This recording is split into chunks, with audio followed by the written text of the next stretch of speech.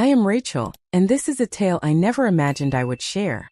I am 42 years old, 5 years since the divorce, marketing director at an innovative tech startup that embraces a youthful mindset. I find myself no longer in the bloom of youth, at the very least not in the manner they desire women to be.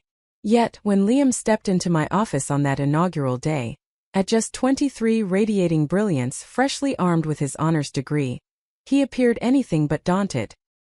He held his gaze steady and spoke with clarity. He gazed into my eyes. I wasn't in a position of authority over him, as if I were a woman. There's an intriguing quality to that. It lingered in my mind. Initially, I reassured myself that it was insignificant. He exhibited a profound sense of respect. Intelligent. He posed inquiries, remained until the evening, demonstrated proactive engagement. However, after a fortnight of his early arrivals, extended hours, and a consistent preference for the desk nearest to mine, I began to observe certain details.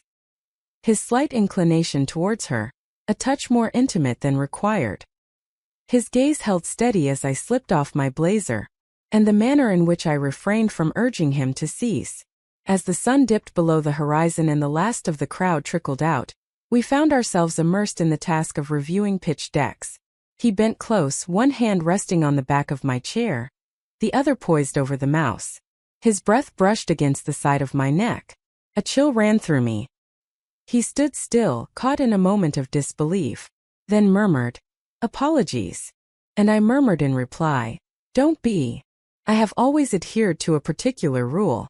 When collaborating with male interns, ensure the door remains ajar. Forever. There will be no exceptions. Yet, I've come to realize that rules hold little weight when the clamor of loneliness drowns out reason. On that Friday, we lingered once more into the evening. All others had departed for the day. I lingered at the threshold, fingers poised on the doorknob, prepared to keep the office ajar. Instead, I shut it. Gentle click. Silence prevails. Merely a decision. And in that instant I realized this had transcended mentorship. It was transforming into something entirely different. Silence enveloped him. We inched a bit closer as we examined the designs. As he extended the pen towards me, his fingers lightly grazed against mine. I remained steadfast.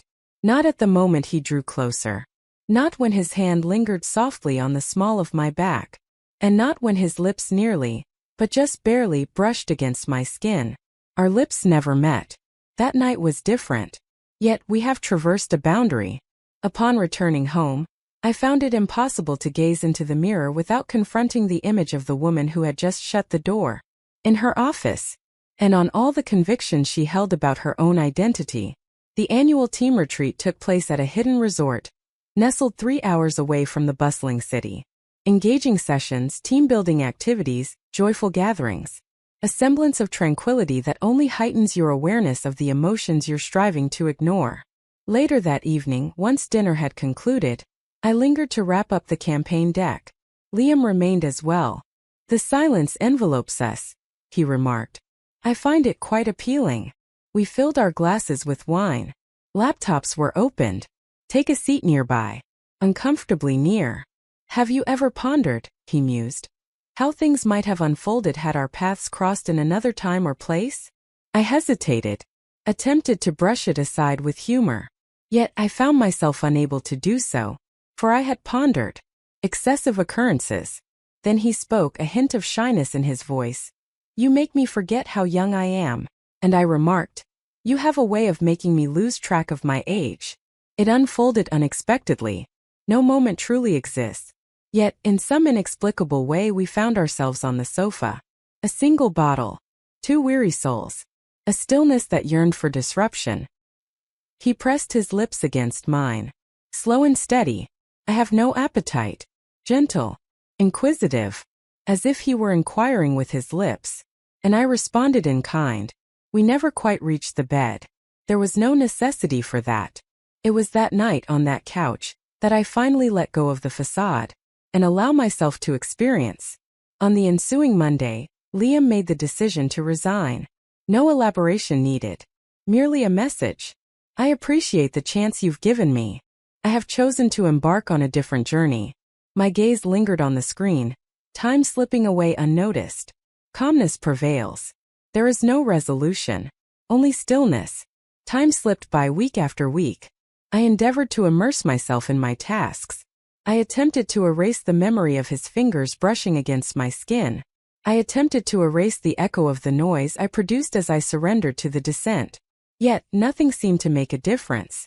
It was an ordinary afternoon for months later, amidst a company-wide presentation, that I caught sight of him once more. A different suit. A fresh venture. Identical grin. And who stands beside him? Lena, the daughter of the CEO. She grasped his arm with a possessive confidence. He appeared joyful. Or perhaps merely skilled at feigning. Yet, in that moment our gazes locked from opposite ends of the space. And in that brief moment, that ephemeral instant, his smile faded away, and I beheld it. The burden of unspoken words. The endeavor we embarked upon, yet left incomplete. The door I shut, and was unable to reopen.